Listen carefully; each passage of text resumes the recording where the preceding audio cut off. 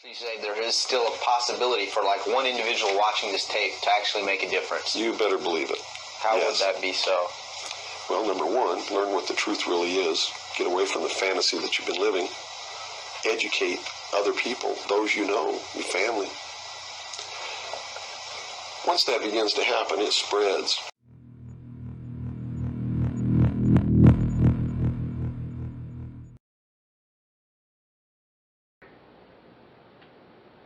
People here know who he is.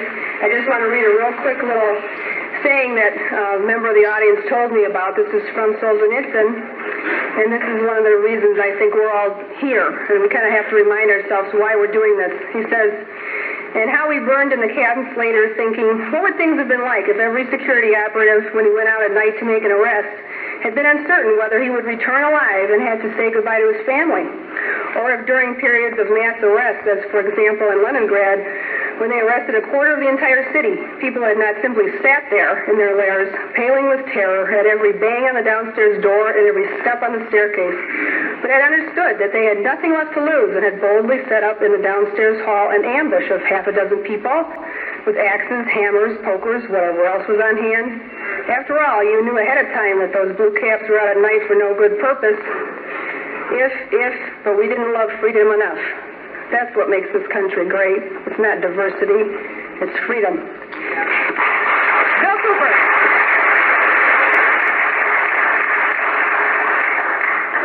Well, you sure know how to make me feel very humble. Thank you so much. I think one of the biggest misconceptions in this country is what this country is all about, who founded it, for what purpose, and most specifically, what it is that we're all looking for. I'm going to try to clarify some of those, and in doing it, as always happens, someone's going to be angry with my definition of some of these things. I've traveled all over the country. I've talked to probably hundreds of thousands of people individually over a lot of years. I broadcast a radio show that brings me thousands of letters every week. I administer the world's largest and most successful civilian intelligence gathering operation in the world, which makes me privy to an awful lot of information that none of you will ever see. And there's so much of it, I can never present it in a form that you would be able to look at it and digest it.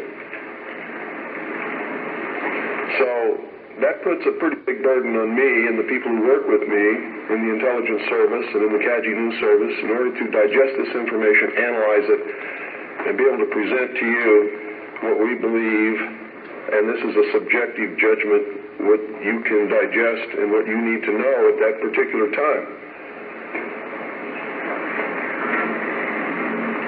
And in doing this, digesting all this information, reading all of these letters from people of every kind of background that you can imagine, every race, every religion, every kind of agenda, and believe me, there's an awful lot of agendas going on in this country that are dangerous to Americans, being promoted by people who claim to be Americans, who claim to be patriots, and who claim to be doing the best for this country, including those who want to destroy it and bring about a one-world totalitarian socialist government. They sincerely believe in their heart they're doing the right thing for humankind.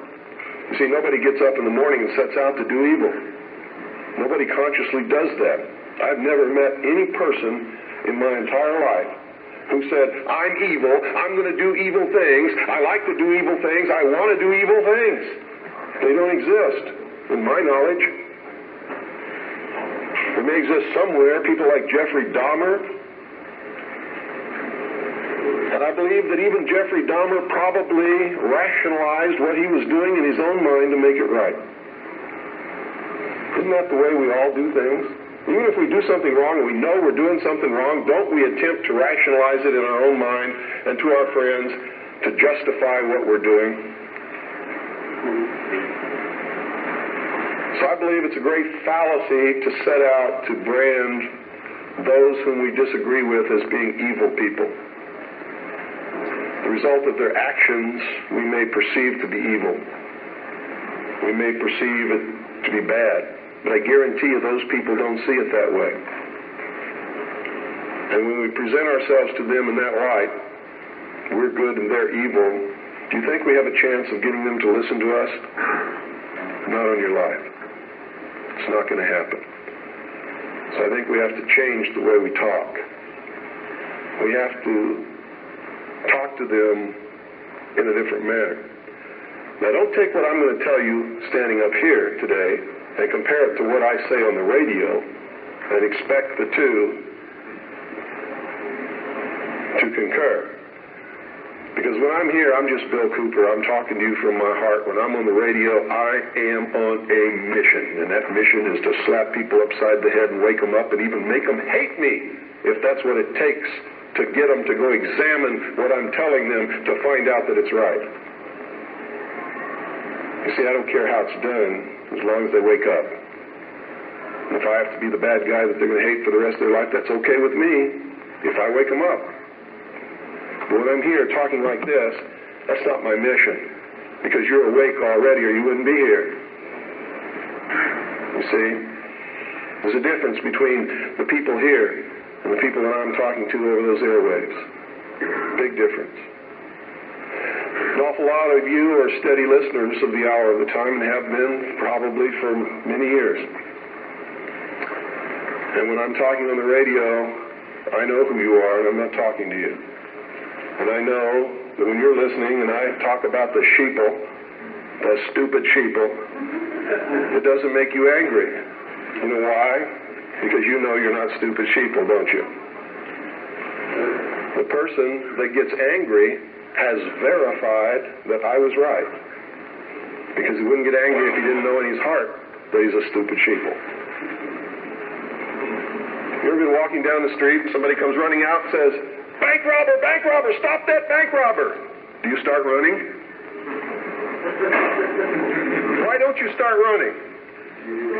Because you're not the bank robber, right? Do you get angry? No.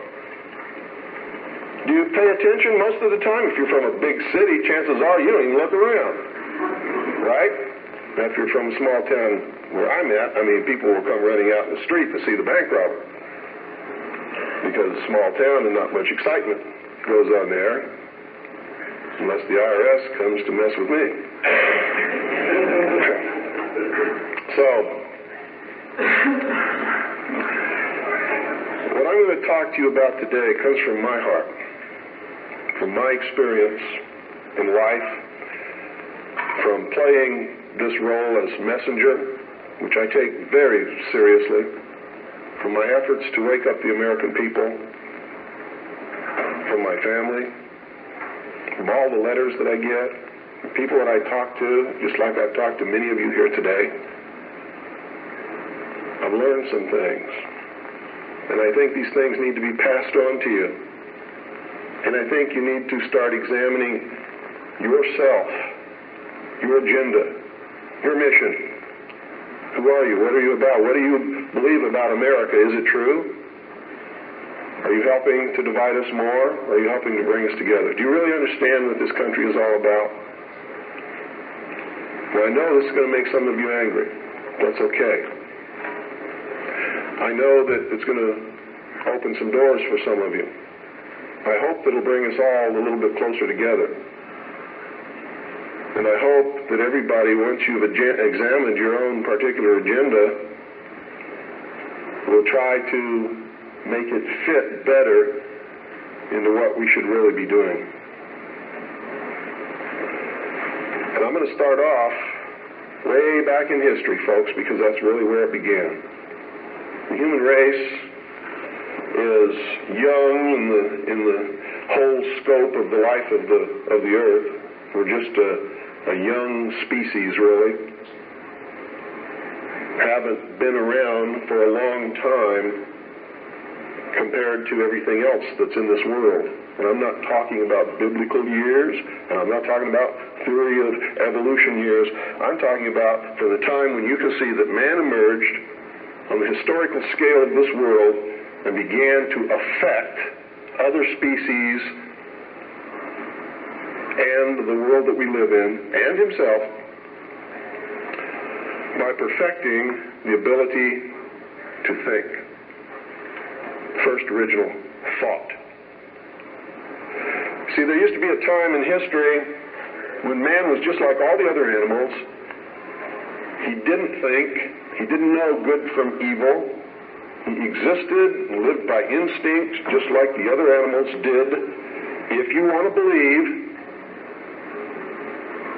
the record that we can look back and see written in stone. Okay?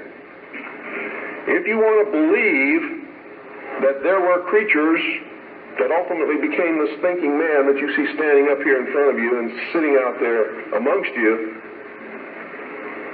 didn't have this ability. Now, if you doubt that, read Genesis in the Bible and you'll see that it's confirmed there. Wasn't there a time when Adam and Eve lived in the Garden of Eden? They were not to think. They did not know good from evil. They were just there to take care of the garden. Isn't that correct? So this concept and the biblical concept agree. Man just enjoyed what God had put there and sort of took care of the garden. Any dentist will tell you that our mouth was not made for eating meat. So ancient man most probably ate vegetables and nuts and things like that. Roots. Doesn't mean that I'm telling you to become a vegetarian, because I'm not. You see, I really believe in freedom. I believe you should eat whatever you feel like eating. That's your business. But that's known to people who study these things as the age of innocence. Something happened that brought man out of that state, and if you're talking from a biblical reference, out of the Garden of Eden and into the world. He wasn't innocent anymore. He understood that he was naked, that his partner was naked. He could think. He could look around. He knew when something was good and when it was bad, just as we all do here. When somebody comes up to me and says, well, how do we know which is the right way to go? I know that person is setting me up to justify his bad deeds, and I won't do it. You always know. We always know which is the right way and which is the bad way. The bad way sometimes feels better, so we may choose that way and justify it by rationalization in order to make ourselves feel better about the bad that we did. In the mystery schools, they refer to this mystical time of coming out of the age of innocence as the Luciferian philosophy.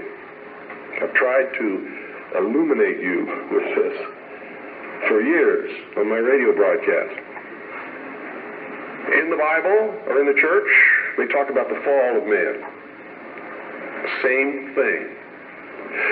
There's only one difference between the Luciferian philosophy and the fall of man, is that those who talk about the fall of man believe in God. Whether or not they believe in a Savior, they believe in God. The ones who believe in the Luciferian philosophy do not. Now here's how that works. In the Bible, we're told that Eve was tempted by Satan to eat of the fruit of the tree of knowledge of good and evil. God had commanded Adam and Eve not to eat of the fruit of that tree. If you do, ye will surely die. Isn't that the commandment? Lucifer, through his agent Satan, on the other hand, told Eve, God lied to you. He's holding back the fact that you too can become God. But first you have to eat of the fruit of this tree. And if you do, you will surely not die, but shall become as gods. Isn't that true? So, on the religious aspect, we see that as the fall of man because man disobeyed God. We see that as the subjugation of the woman beneath man, where she had originally been the partner. Now she is subjugated beneath man because she was the agent of man's downfall. Is that correct? Now, I'm not talking right or wrong. I'm not trying to insult anybody in here. I'm just telling you what we're taught so that we all understand what we're talking about, because that's most important. If you understand something differently than what I'm trying to impart to you up here, and we don't have the same definition, we're not going to understand each other, are we? The mysteries, on the other hand, look at this in a different light. Here's their story. It's a metaphor. They don't believe that there ever was a God, or that there ever is a God, aside from man himself. And man has not reached that state yet, but can, this is what they teach in the lodges, that if you perfect yourself as the temple of the God within and become Christed, you've all heard this in the New Age movement, you too can become God. In her movie, running on the beach, spinning around, I am God. Go ask her early in the morning when she just wakes up and goes and sits in front of the mirror and looks at her aging face and tries to cover it up with makeup if she's God. She may tell you a different story about that time. Around noon, she might be feeling better and become God again. But this is the reality of the human condition. We'd all love to be gods, wouldn't we? My question to Shirley MacLaine at one time was, please, Shirley, could you make me a universe? She sort of looked at me with this hurt look on her face as she confronted her mortality and realized that she was not God because she could not make me a universe. She couldn't even make herself a universe. She can't even make herself look young again. She's having a hard time paying some of her debts. God doesn't have that problem, does he? And in her case, she. Here's the way they look at it. Here's their metaphor for the end of innocence. Adam and Eve were held prisoner in the Garden of Eden by an unjust, cruel, and vindictive God.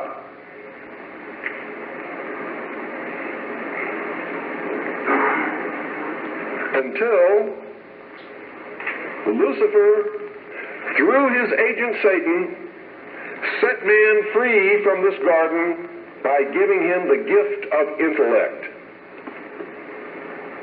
Through the use of intellect, man will conquer the earth, will conquer nature, and will himself become God. It's taught in every Masonic temple in this land. Every secret brotherhood, every secret society, every mystical temple, every occult organization teaches the Luciferian philosophy. They do not believe in Lucifer. They do not believe in any entity called a devil, and they do not believe in God. It is a mistake for you to assume that they do. They are atheists in the strictest sense of the word. They are humanists. That's their religion. At the highest level, their goal is to create a world in which the adepts, the 1,000 points of light, working behind the veil to create the culmination of the great plan, can realize the ultimate happiness for mankind. That's why they don't oppose pornography. That's why they don't oppose certain crimes. That's why they say you should not be put in jail for the rest of your life for murder or anything else. There should be no death penalty, because it was a learning experience. And having gone through that learning experience, you're a better person now.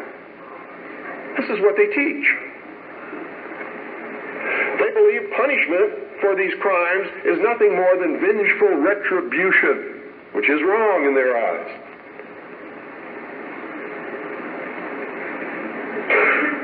So these are really the two philosophies that we have competing with each other in the world today. Who brought man the gift of fire? Prometheus. Who was Prometheus? Lucifer. What was the gift of fire? Knowledge, intellect. Hasn't man created industry, culture, society, science from the use of one solitary thing? Fire. Without fire, none of it would have occurred. None of it. Nothing. There would be no society without fire. That's how it's represented in the ancient myths and in the mysteries. How art thou fallen from heaven, O Lucifer, son of the morning? What is it represented as? A bolt of lightning struck a tree. The tree burst into flames. Ancient man, if you watch the movie Quest for Fire, rushed up and grabbed one of the burning branches, and it burned his hand, and he let it go. He probably didn't go any farther than that the first time. Second time, he may have found a deer that had been roasted by the heat of the fire in the forest. And being hungry, maybe he partook of some of that meat and found it tasted pretty good. Also, the fire was warm and didn't get cold at night. And this is where the whole battle between the forces of light and darkness comes from. Man sat up on a rock one night watching the sunset and said, "Boy, I'm in deep trouble now. I can't see in the dark. There's wild beasts out there. There's tigers with teeth 7 inches long that want me for dinner. What am I going to do?" He didn't know what to do.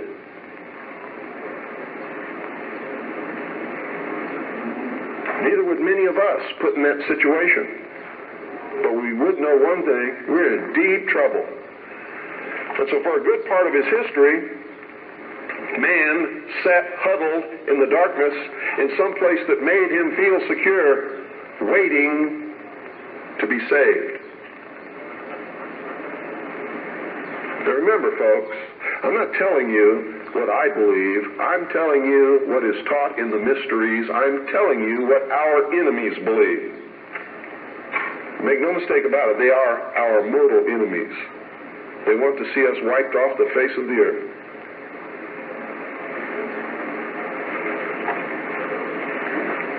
Man huddled in this darkness, fearful, trembling, cold, hungry. And around about he could hear the beasts roaring. And sometimes they were roaring because they were after him. And sometimes he was eaten. A man eventually saw another tree struck by lightning and grabbed that branch with that flame on it. And by a little experimentation, he learned how to keep that fire going. And if he could keep the fire going, he knew something nobody else knew, and he became the first king, the first priest, the first scientist, all rolled into one. And he would burn this fire and keep it going. And other men in the cold of the night, wanting to escape from the terrors that were out there, would gravitate toward this glow, and they would see this man sitting there. And if he was kind, he would let them come to the fire, and they would be warm, and they would be protected, because if the wild beast came, he'd pick up a branch and shove it in its face, and the beast would go away. And so the forces of light overcame the forces of darkness, and in the sunshine of the morning, the newly risen, resurrected child that had died the night before, their Savior, warmed them and saved them from the terrors of the Prince of Darkness. You have to study these things to understand your enemy. Any general who ventures upon a battlefield without understanding the enemy is doomed to defeat. Just like a militia that forms itself upon a peninsula has already created its own concentration camp, unless it has a navy.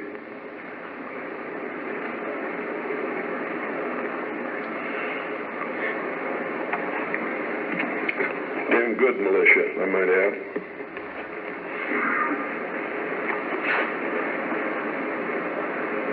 What is the upshot of this? What am I getting at here? These people believe, and they have conducted themselves according to their belief and their philosophy since the very dawn of man.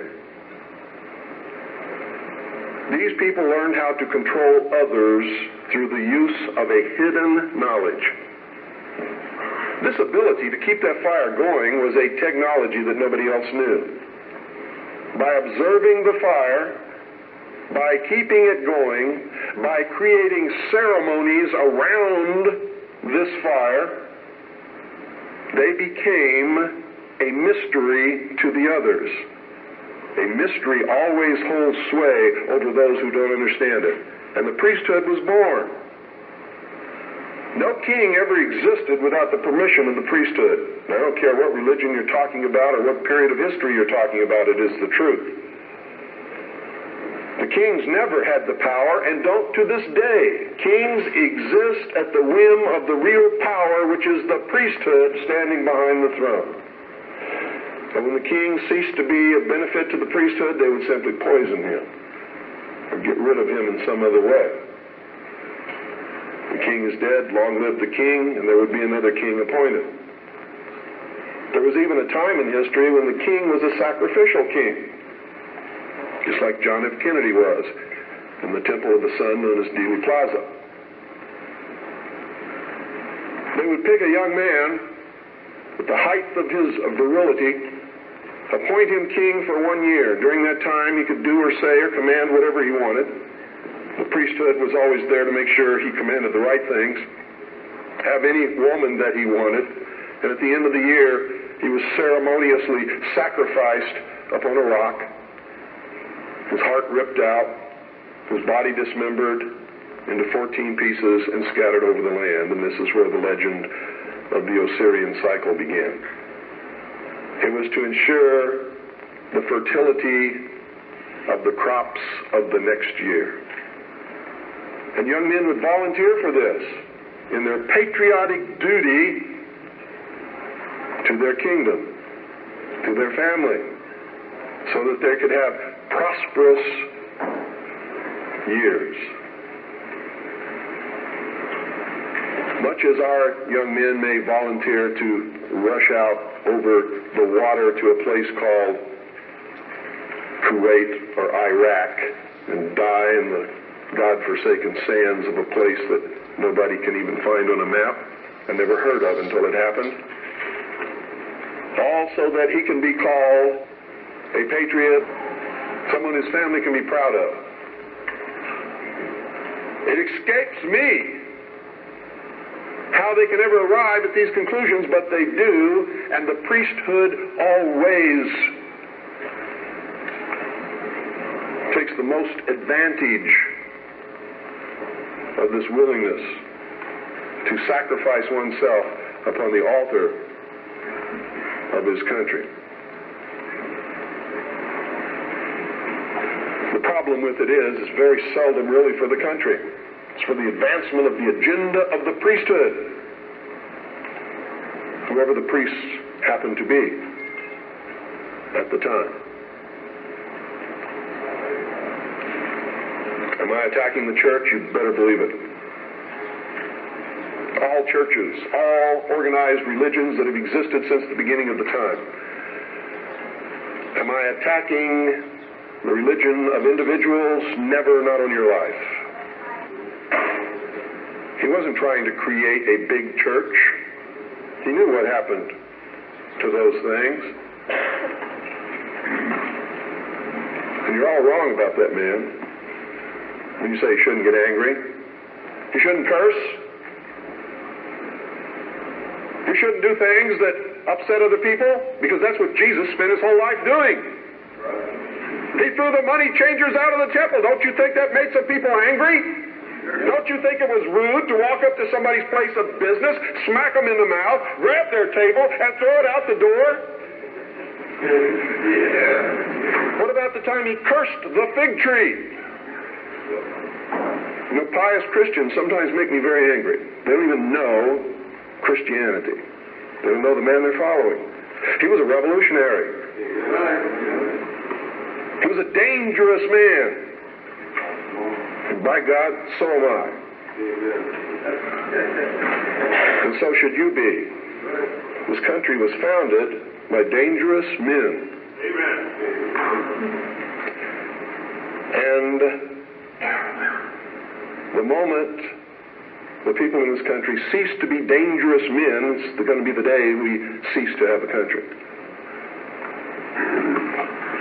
Their whole goal with this philosophy is to teach all men and women that the only end of life is to seek the utmost pleasure and happiness that you can get out of it, because when you die, there's nothing else.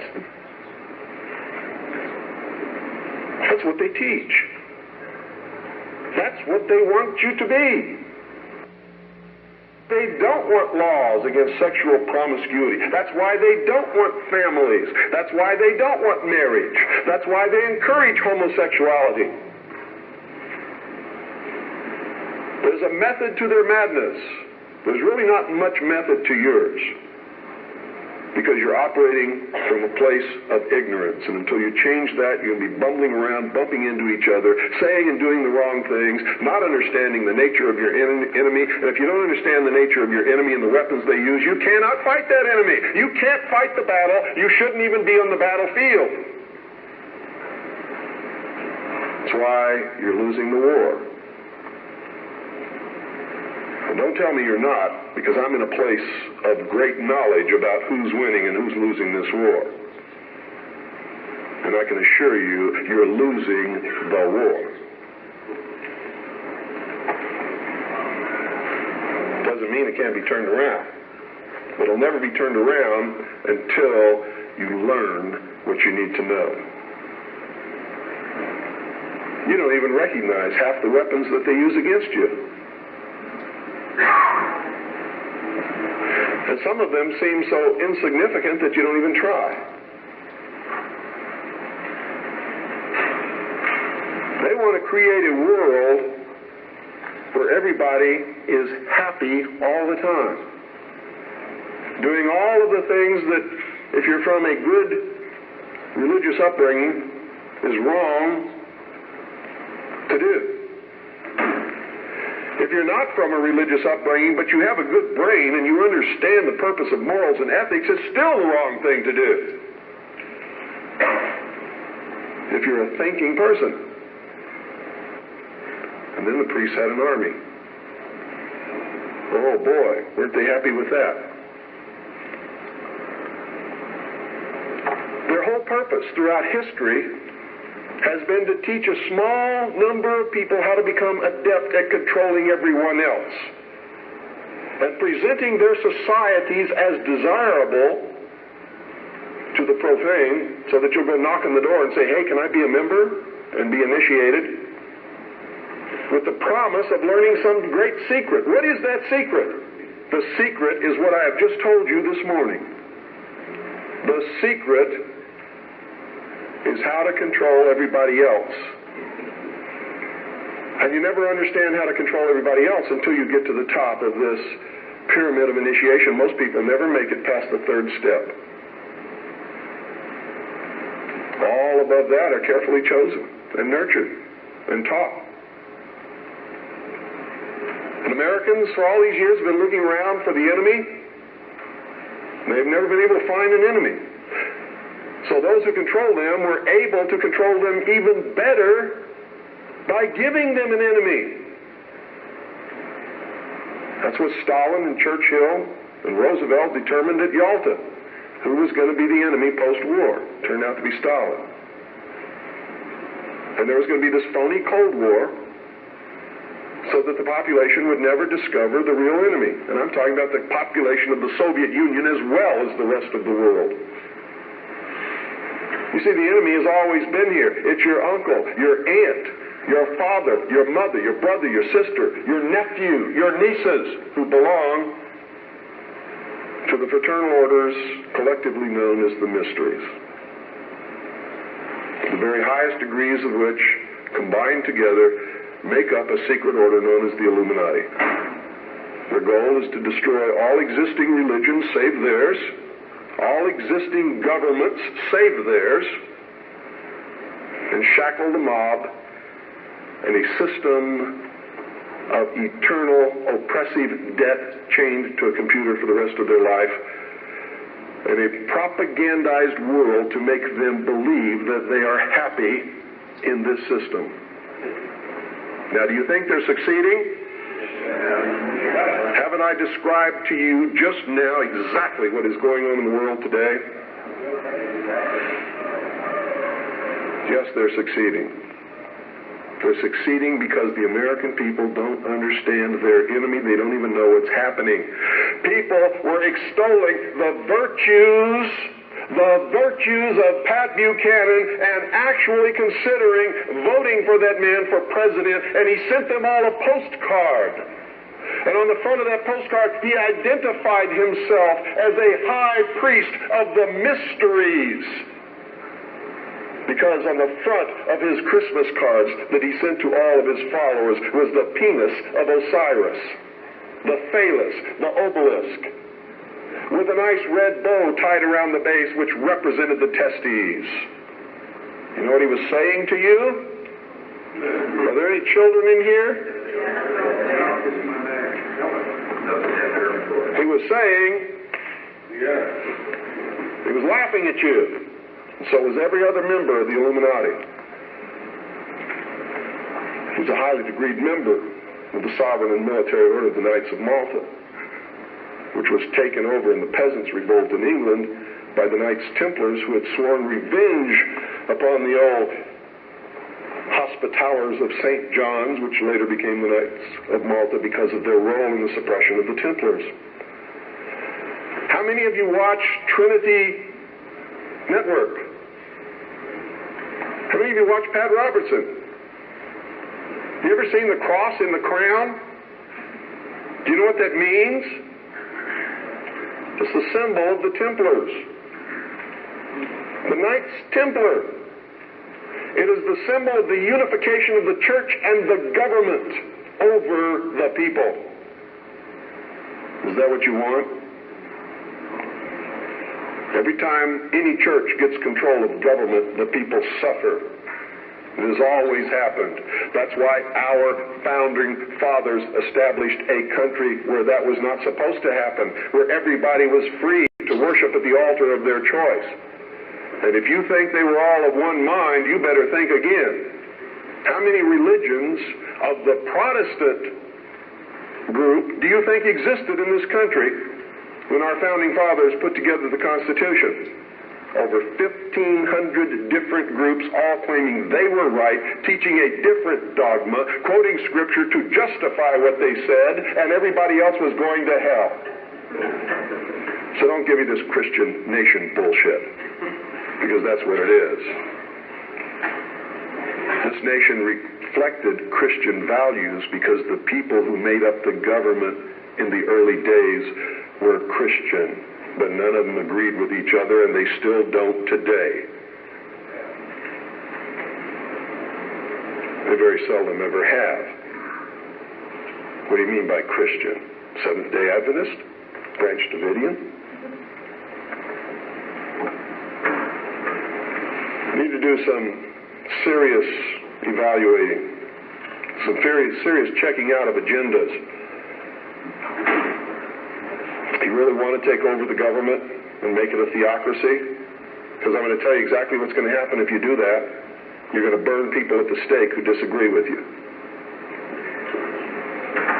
And if that happens, I'm going to have to take up arms all over again. And so will many of you, because you're going to be persecuted. You see? Because whichever one controls the government, you're going to have to conform to that teaching, and if you don't believe in it, you're a heretic. Do you understand what I'm talking about? What is our common bond truly? Freedom.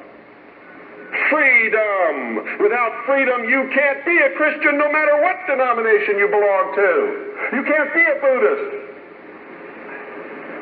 You can't own a donut shop. You can't drive from here to Oregon. You You can't be an American because that's what it's all about, and it's the only thing that it's all about. Nothing else. Nothing else. It's about freedom. Freedom. Only freedom.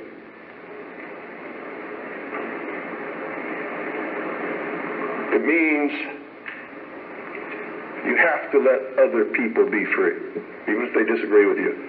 I had a tremendous admiration for the courage of those two communists who had the guts to walk up with their little communist sign and their communist flag.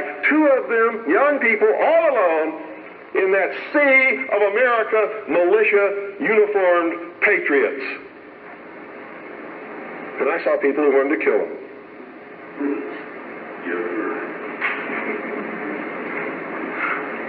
You know, I don't like their philosophy. They're misled, misguided. Communism is a terrible thing. But they had guts. I had a great respect for them. And I believe in freedom. Which means there is no way in the world that we could have had that meeting on your State House grounds this morning unless they had the right to do what they did. Then you had better understand that. Because if you stop them from having their freedom to make their political statement, you have stopped yourself. You have stopped everyone. And that must never happen in this country. It must never happen in this country. Because if it does, there'll never be another congregation like this, and you'll never hear me speak again because I'll be dead. And so will most of you. This country is about freedom. Because only with freedom can you have all of the other things that everybody professes that they want. It's the only way it can be done. I hear all kinds of misconceptions and misstatements. I have the freedom of the press. No, you don't. No, you don't. The man who owns the press has the freedom of the press. And he can say in his press whatever he wants, but you can't. That's why I get angry with Americans when they say, the Jews control the press. Who sold it to them? How'd they get it?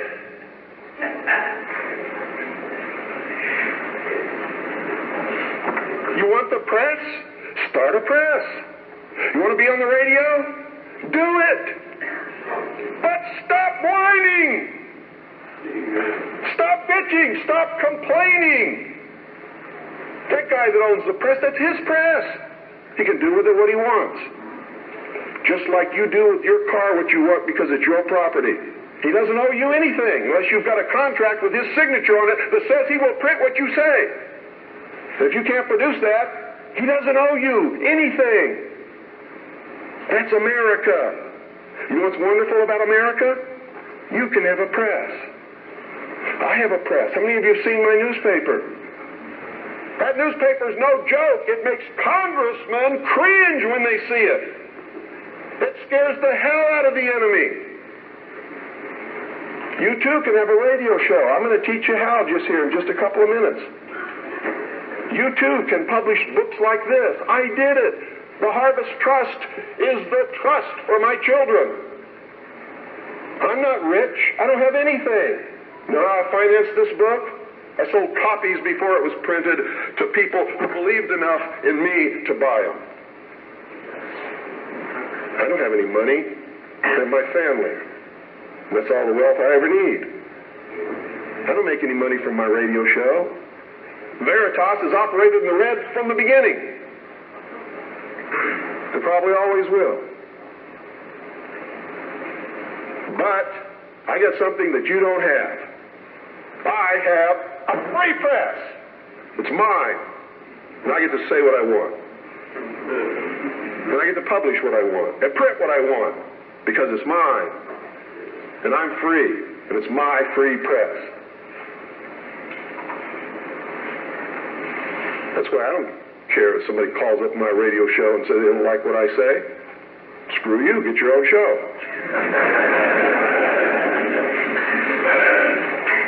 I don't care that they complain because I won't let them talk on my radio show. Screw you, get your own radio show. This is mine, belongs to me. I don't have any contract with you. I don't owe you anything. I was speaking in California one time. A lady stood up in the middle of the crowd and said, "You make me so angry. You're a terrible man. Why didn't you tell me this years ago?" She was lucky I was telling her then. I didn't owe her anything. But she blamed me because she didn't have the information that I was imparting to her on that day years ago. And I had it years before that. I didn't know how to do it. I would have. Oh, God, I would have. You don't really understand sometimes what a terrible burden it is to know some of the things that I know and try to wake people up and impart this knowledge to them and find out that they just have walls built in front of them. They want to be slaves. But we're making some chinks in those walls. You too can have a free press, and that's what it's going to take to get this country back without bloodshed. And I'm going to tell you right now, unless we can be successful in creating a real free press where the American people get different viewpoints other than those expressed in the establishment-controlled media, there's going to be a civil war in this country, and it's going to come soon. The only thing that can stop it is by waking up vast amounts of sleeping people. Sheeple is what they are. They are following the Judas goat right into the shearing pins, and from there they will go to the slaughter, and they will not know that anything is wrong until they smell the blood of the sheeple in front of them.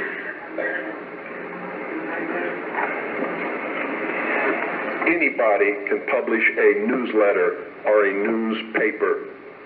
Anybody. It is not expensive. It is not difficult. And everyone in this room should be doing it all across this country. And everybody that you come in contact with, you should encourage them to do it. And we should flood this nation with information. Not rumor, not opinion, not bullshit. Documented fact. Everything you print must be documented. If it's not, eventually people will stop reading your newsletter or your newspaper. Because all they have to do is check out a few things and find out it's not true, and you're finished. You must publish only documented fact. And you must stay away from printing articles from people who will not document as fact what they put in their articles. That's why my broadcast scares the hell out of socialists. That's why in a White House memorandum, I was named as the most dangerous radio host in America, not because I'm going to go out and shoot somebody, but because I shoot documented facts which cannot be refuted. That's why. That's what's dangerous. Seek ye the truth, and the truth will make you free, and nothing else will do it. Jesus Christ has never lied to anybody. Why won't you listen to him? Don't spread a rumor. Spread the truth. Document it. Prove it. Make it irrefutable, and you too will become dangerous to those who admire us in lies and enslave us in socialism. Anytime any system makes you dependent upon anybody or anything or any system, you are enslaved. Understand that. It doesn't have to be chains of iron. You don't have to be hanging up on a wall. You just have to be obligated. That's all it takes. You too can have your own radio station and broadcast anything that you want. You can broadcast your own shows. You can be your own host on that show. You can broadcast tapes of other shows. We encourage people to buy satellite receiving stations across this country, purchase a very simple FM, low-power transmitting kit, and set up their own FM radio station in their hometown. And we now have over 670 people across the nation It's not expensive. If one person cannot afford the cost, what is wrong with 8 or 10 or 15 or 20 of you getting together, pooling your money, buying one satellite receiving station, a small FM, low-power transmitter, and setting up your own broadcasting station? I hope you will broadcast the truth and not some agenda. You see, what happens when you broadcast the truth is you piss everybody off.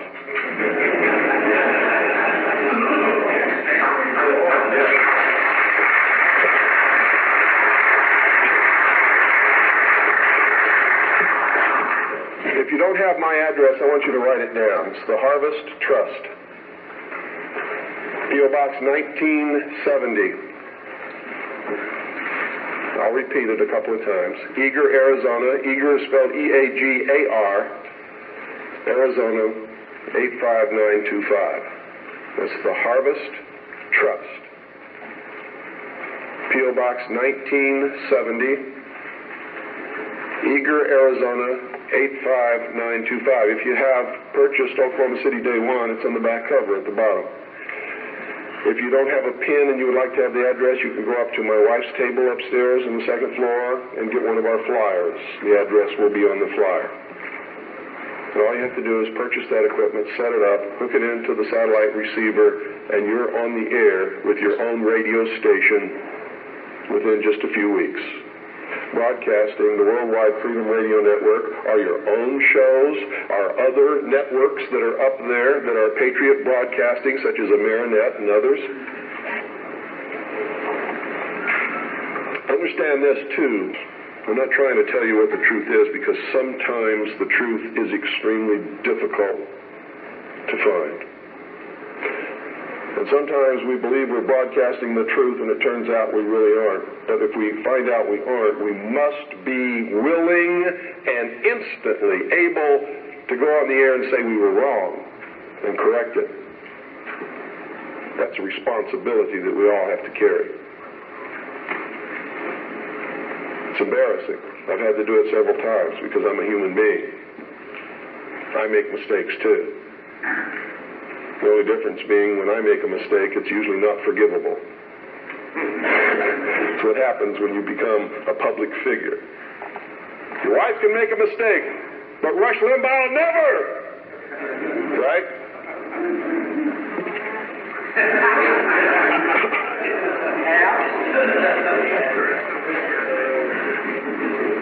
I want you all to get interested in this. All of you should be publishing a newsletter or a newspaper. All of you should be documenting what you publish. All of you should have a satellite receiving station and be rebroadcasting programming to your neighborhood. All you got to do is make sure that you're broadcasting on a frequency that's not interfering with any other broadcast. Which means you don't just check it at your house. You get in your car and you drive out 25 miles and all around, and you make sure that there's nobody else on that frequency before you use it, so you know you're safe. In my little town of Eagar, which is a very small town, between Springerville and Eagar is 2 miles. Another 2 miles either way, and you've covered everybody in the valley. And I'm up on a big mountain in the middle of this valley where the town surrounds the mountain, and I'm broadcasting 6 miles in every direction in my town. And it's militia country. Arizona is dangerous for socialists. And when the war starts, heaven help whoever they send to fight in Arizona. Because it's still really kind of like the old West days. In a lot of places, it's dangerous. Where I live, Ike Clanton made the sheriff angry one day. The sheriff rode 25 miles, grabbed Ike Clanton by his hair, and drug him to jail by his hair. Which brings me close to the end of my, I think it is. How much time do I have? 3 more hours. Come back after Jim talks a little bit and talk some more. Yeah, just let me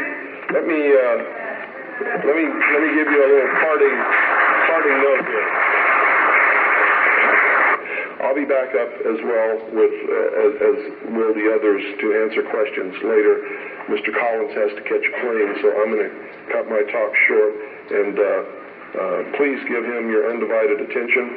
I'm going to tell you right now, because I deal in reality, I'm going to vote for Charles Collins, but at the same time, I'm a realist.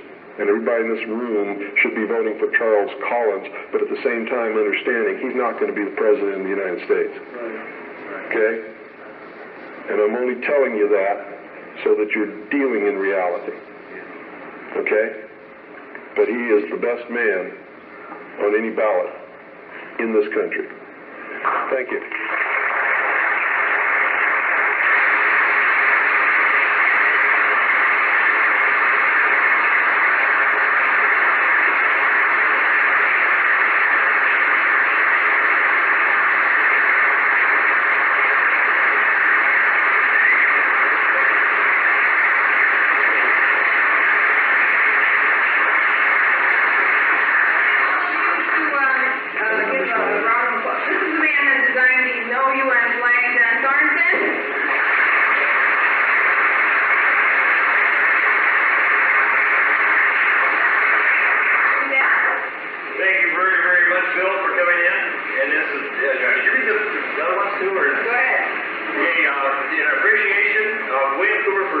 Continuing support of American individual sovereignty, say no to the UN.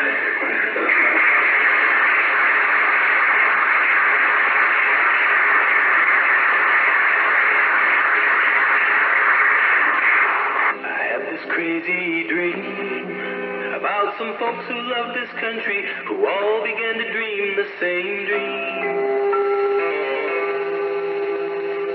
And when the morning came, there arose across this nation people thinking one and the same. And they awoke to find their freedom and all their liberties had gradually been taken away. And when they realized the danger to their posterity,